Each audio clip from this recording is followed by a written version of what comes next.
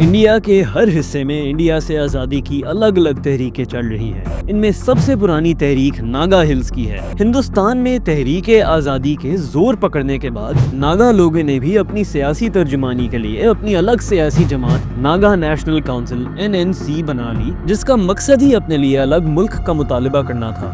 گاندھی نے ناگا کے علیحدگی پسند ترجمان فیزو کو اس بات کی یقین دہانی کروائی تھی کہ اگر ناگا انڈیا میں شامل ہونا نہیں چاہتے تو انہیں کوئی مجبور نہیں کرے گا، اور اگر کسی نے مجبور کیا تو ناگا لوگوں سے پہلے گاندھی خود گولی کھائیں گے۔ پھر گاندھی نے گولی تو کھا لی، لیکن وہ ناگا لوگوں کی خود مختاری کے لیے نہیں تھی۔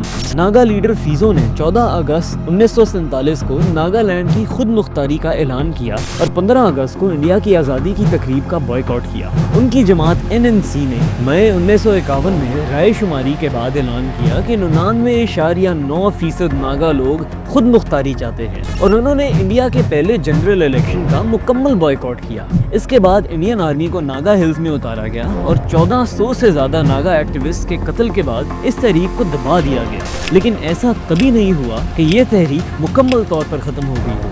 The Armed Forces Special Powers Act was passed on 11 September 1958. It was introduced to check violence in the northeastern states.